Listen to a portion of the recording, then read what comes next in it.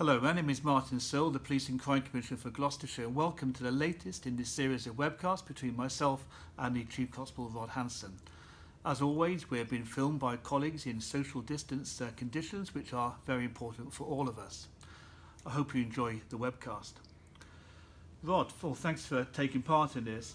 You'll be aware that the government has given us about £220,000 to help enforcement of the COVID regulations. What will that money be used for? Yes, it's 229,000 precisely for us as a constabulary, and we'll be adjusting our patrol plans in relation to COVID enforcement and general presence in the community. So those plans are being adjusted. We've created something called Operation Breach, which is the operation that we're going to use to oversee how we use that money in the spirit that it's meant to be used to ultimately to help prevent the spread of the virus. Okay, but we've got the 4 E's. I think we're familiar with those. That's engage, explain, encourage, and only enforce when absolutely necessary. And that seemed to work so far from what I've heard. Have we seen sort of a change in behaviour in the public that necessitates this stronger emphasis on enforcement? Well, first of all, can I just reiterate my thanks? I've done this before through a webcast, Martin, with your agreement, but thank you to the public for, in the vast majority of cases, adhering to very difficult regulations at times, and the compliance rate seems to have been very high in the county, of which we should be very proud. But we are seeing, of course, a rise not only in the infection rate, but a slight change in some behaviours under the rule of 6. And that's the bit that we're going to try and focus on. Of course, the emphasis will still be on the first 3 E's, and we'll be very supportive to help people be aware of what their responsibilities are. But the time for the education piece in many ways has matured, and there are many more people in society who now know what the rules are, and they are used to adapting to them. So where there are flagrant breaches of the regulations and people flouting those regulations, we will use enforcement, not necessarily as we did before as a last resort, but much more as it's a flagrant breach, and we will consider enforcement sooner. Okay, I can see how it's changing, but some behavioural experts have cited the fact that the tougher police action may lead to less compliance rather than more compliance, and that if the police go in too heavy-handed, they will lose public support. What are you going to do to make sure that doesn't happen here in the county?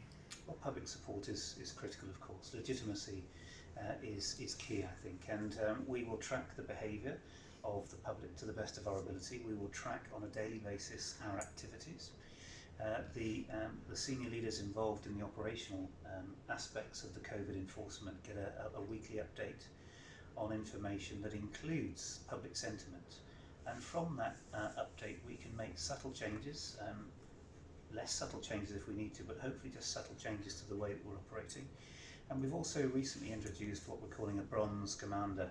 As part of our command structure, we have a gold, silver, bronze structure, and there will be a bronze commander overseeing enforcement per se, and that's for a couple of reasons. One is to make sure that we are aware of how much enforcement we are using versus perhaps explaining or engaging, and we'll also pay very close attention to any potential disproportionality. We don't want to come out of the next phase of enforcement where there is inexplicable disproportionality against any community group or any vulnerable aspect of society. So those safeguards should help us find the right balance. Yeah, I think that really is important, and a lot of coverage I think has blamed young people for the latest increase in COVID-19. Whether that's fair or not, I really don't know. But you also know that making the system, policing system, all the systems work for young people is an important part of the policing crime plan. Yes. We take really quite seriously, and I've spoken to a fair few young people, and their lives have been perhaps disproportionately affected by COVID-19, education, exams, lockdowns, etc. Can you assure me that they won't be dealt with disproportionately compared to older people or any other section of society? Yes, and we've paid particular attention to the ramifications of being young and disruption to education. Specifically, people may be getting awarded a place at university. They might have been working for years to get that place. Part of the lifestyle rewards of going to university are that you can interact with other like-minded young people, and I guess you would want to enjoy those years to the best of your ability, and we do understand that, and we will take account of the unique nature higher education establishments, for instance. We will understand that people are in close proximity, they're young people with their own needs and expectations. However, in a supportive way, we will help work with those establishments and also the students' union bodies to help get the message across. This is fundamentally about public health. We want them to go to university and stay safe, as do the university campuses themselves, I'm sure. Where there are breaches, and we are noticing that there are some increases in private parties and gatherings. They're not huge numbers of people involved, but that's a conscious decision to breach the rule of 6. Alcohol is often involved, which can sometimes remove the sense of awareness around social distancing, so that could also affect the spread of the virus unnecessarily. So if there is an obvious flouting of that ruling, whether it's in university or other gatherings across the county, we will take a very similar approach to both. So, kind of in summary, a dinner party in the Cotswolds or Forest of Dean for 12 people would be a flagrant breach, as would 10, 12 students in a hall of residence doing the same thing. The regulations are very clear.